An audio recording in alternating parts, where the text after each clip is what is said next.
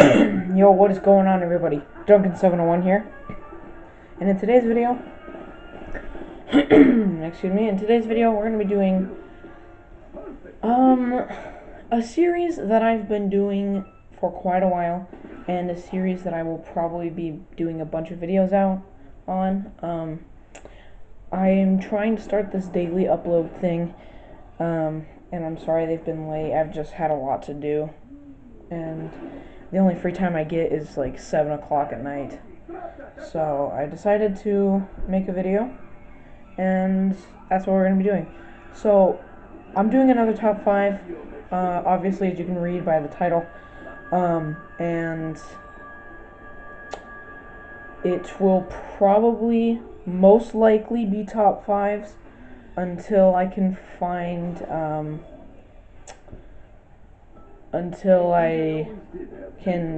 some more packages of baseball cards to open, because I know you guys like that. It's one of my most viewed sections of videos. So hit that like button and subscribe. And we are going to be going straight into this without wasting any more time than we already have. So coming in at the number 5 spot, I have the ray gun, and specifically the Black Ops 3 ray gun. The reason I like this gun, is not for damage, because compared to all the other ones, it probably does the least damage out of all of them, or at least it feels that way, but that's not what I'm talking about. I'm talking about the looks.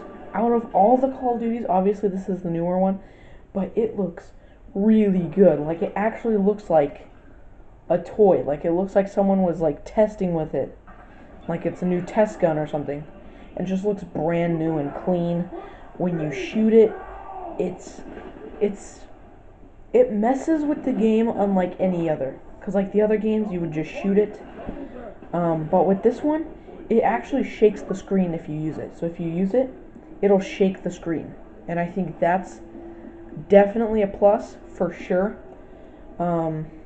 And you actually put 2 batteries into the gun as opposed to 1, which is pretty good if you ask me. But yeah, the reason it's on this list is not necessarily for damage, as like I said, I think it does the least amount of damage out of all of them. But I like it for the aesthetics and basically everything else except for the damage. Coming in at the number 4 spot, I actually have the Scavenger from Call of the Dead. I love Call of the Dead. I put it on my top 5 favorite zombies maps, but that's besides the point. This is exclusive to Call of the Dead, and it's probably the best map for it. I don't think any other map needs it. I don't really think any other map needs a Scavenger. It's perfect for that map. It does a lot of damage up until about round 60, if you ever make it there anyway. Like, let's be honest, it's gonna take quite a while to get to round 60 on the map.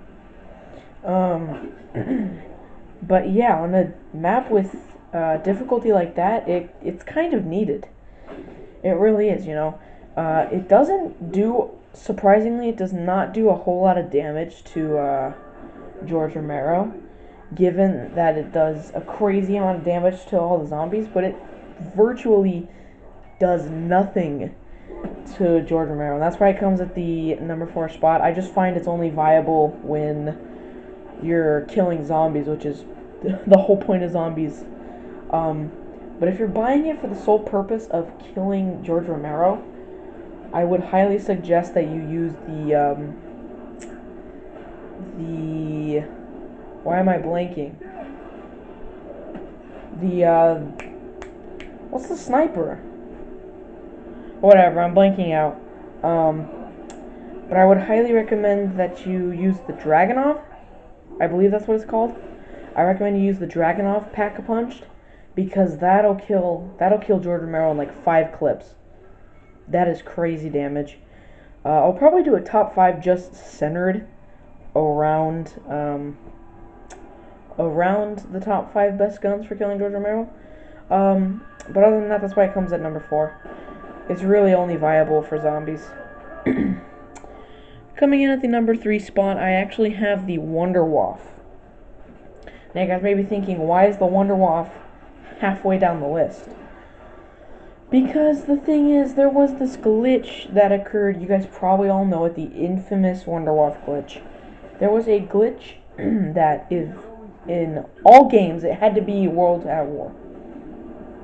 There was a glitch where if you were playing Der Riese and you had Pack-a-Punch the Wunderwaffe and you would accidentally shock yourself, it would take Juggernog away. It won't take any other perks away, but it'll take Jug. The icon will still be in the corner of your screen, but you won't have the effect of Jug. And you might be thinking, well, that's not bad because you got Quick Revive, you can just get back up.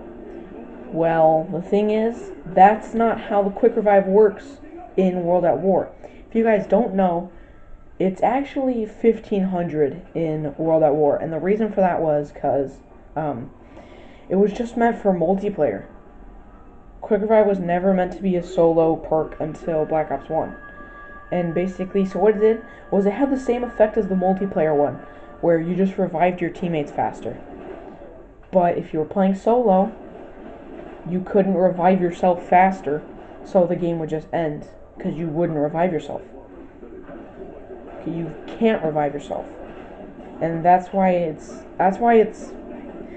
just really annoying. I mean, then again, you can just not Pack-a-Punch it, which is fine. It still does unlimited damage, Pack-a-Punch or unpack-a-punched.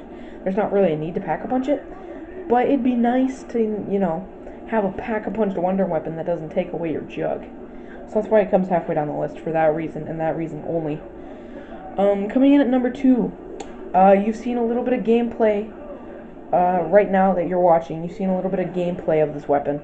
It's the baby gun from Shangri-La. This map only had the baby gun. This was the only map that had it. If you don't know, essentially what it does is it's a giant gun. It's a massive, massive gun. And you would shoot it at a group of zombies, and they would all become little tiny zombies. They'd be baby zombies. That's why it's called the baby gun. You'd shoot it, it would shrink the zombies, and it would shrink them so small that you can literally run through them and they'd fly all around the map. I'm not even kidding. If you don't believe me, go in to a game of Shangri-La, get it from the box, and use it. I'm serious about this. It actually turns them into babies, and you can kick them across the map. It's just definitely the most entertaining to use, for sure. It's definitely the most entertaining perk to use. The most entertaining weapon to use. Solely for the fact that it turns them into babies and you can kick them around the map. Obviously, you could only kick them once because they'll probably disappear afterwards. But yeah, it's just a very entertaining weapon to play with, and that's why it comes at the number 2 spot and not number 1. Which, speaking of number 1, if you guys didn't know this already, you need to play more zombies. Could it be anything else? It's the Thunder Gun. Now what's good about the Thunder Gun? It's this giant weapon that shoots like sound, I don't know, it's like sound waves or something. I have no idea what it is.